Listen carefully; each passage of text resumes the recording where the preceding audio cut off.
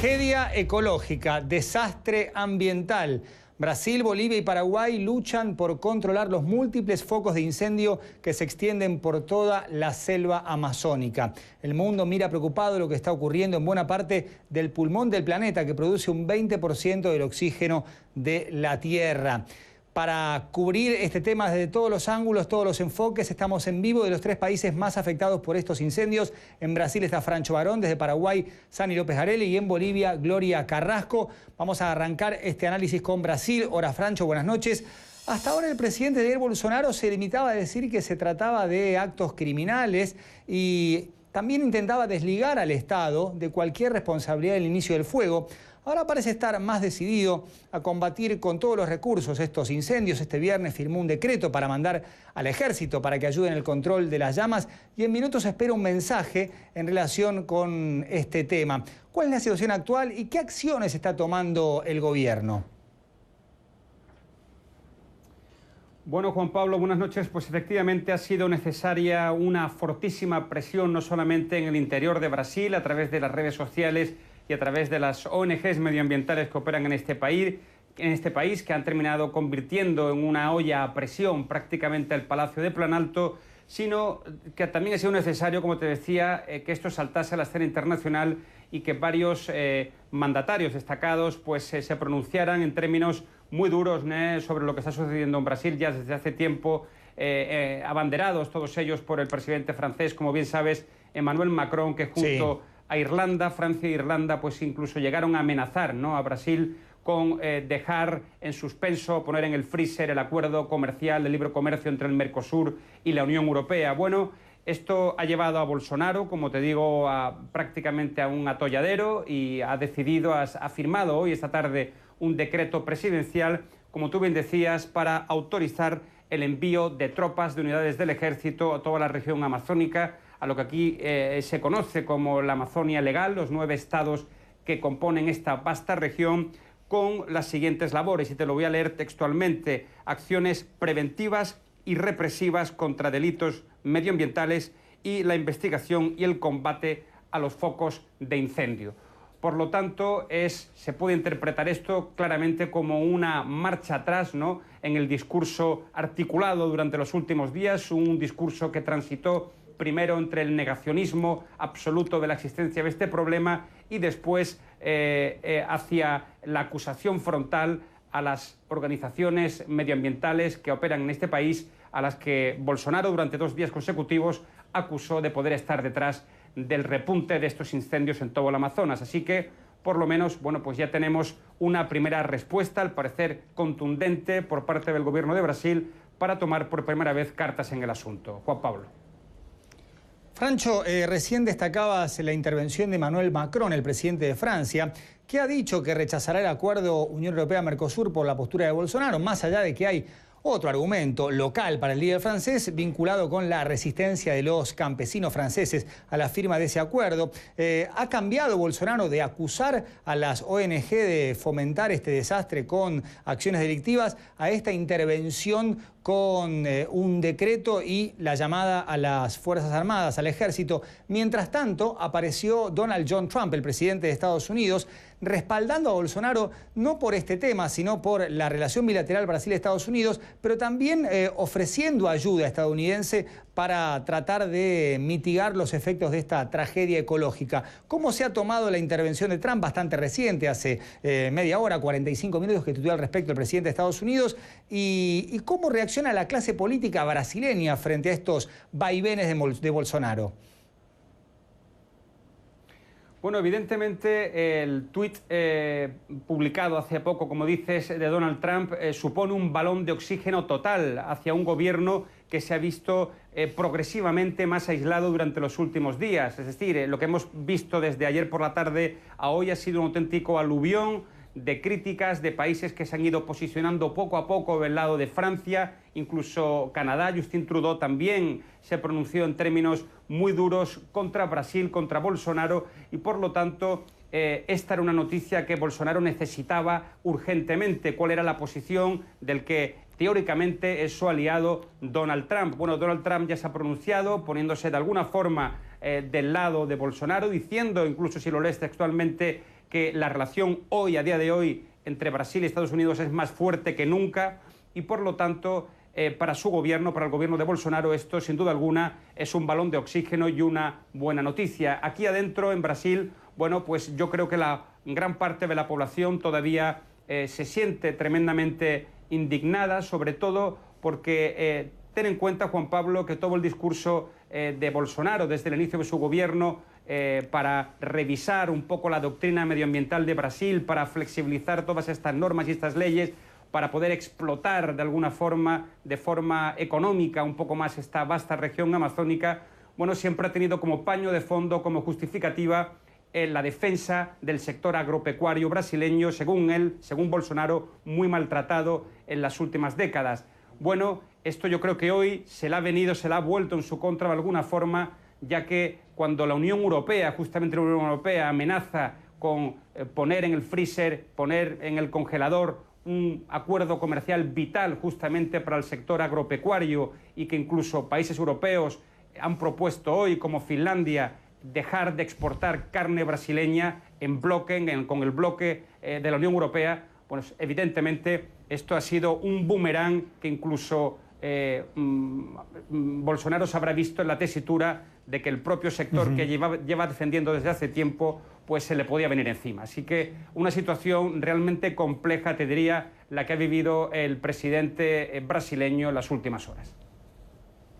Muchas gracias, Francho. De Brasil pasamos a Paraguay. Las autoridades dicen que ya controlaron la mayoría de los focos de incendio. En Asunción está Sani López Garelli. Hola, Sani, buenas noches. ¿Cómo está la situación actualmente y existe algún peligro de que los incendios de Bolivia lleguen a territorio paraguayo? Y las autoridades afirman que ya los incendios fueron controlados en las zonas del Cerro Choboreca y además en Bahía Negra.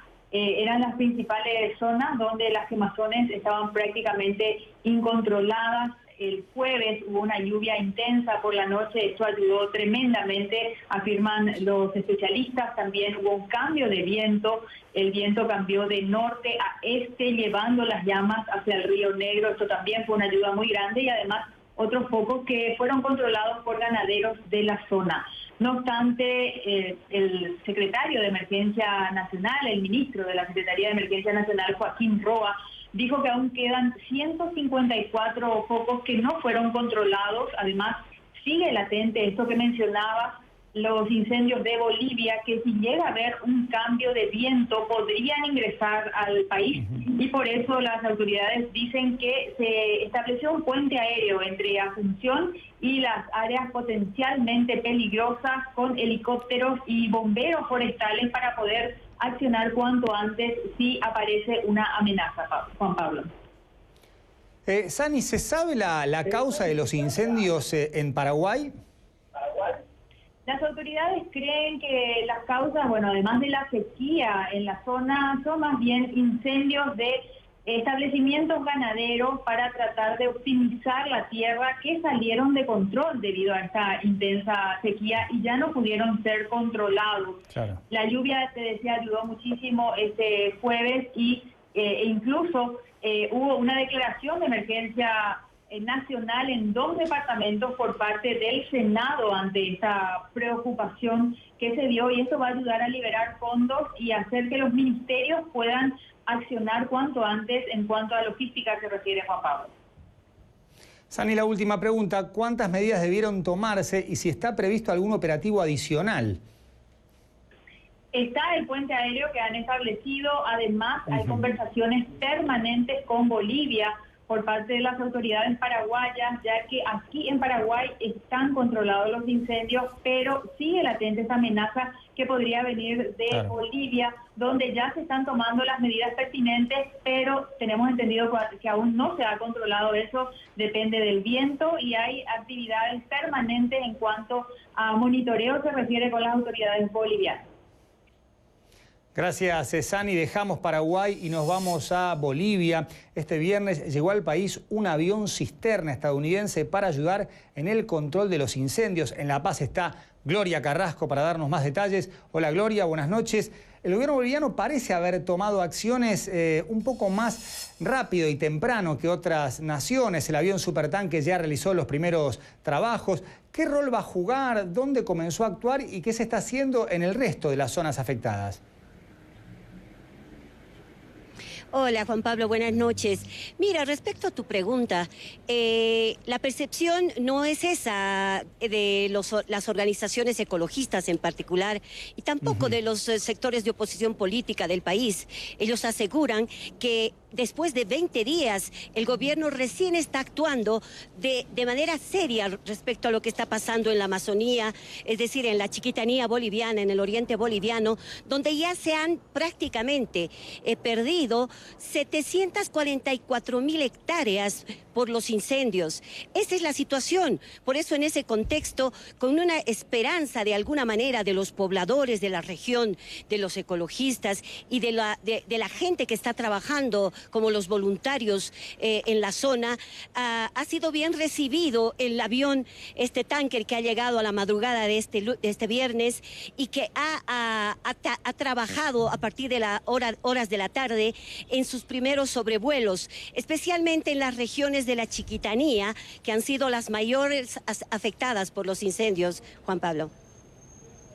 Gloria, recién le preguntaba a Sani las causas del incendio en Paraguay. ¿Cuáles son los motivos de la tragedia ambiental en Bolivia? ¿Ya hay una definición concreta respecto de por qué pasó lo que pasó? Mira, no hay todavía una definición concreta ni tampoco se ha definido cuáles fueran las causas. Sin embargo, cabe destacar que, así como en muchos países de América Latina, el tema de ampliar la frontera agrícola es importante para los pequeños productores y los grandes productores.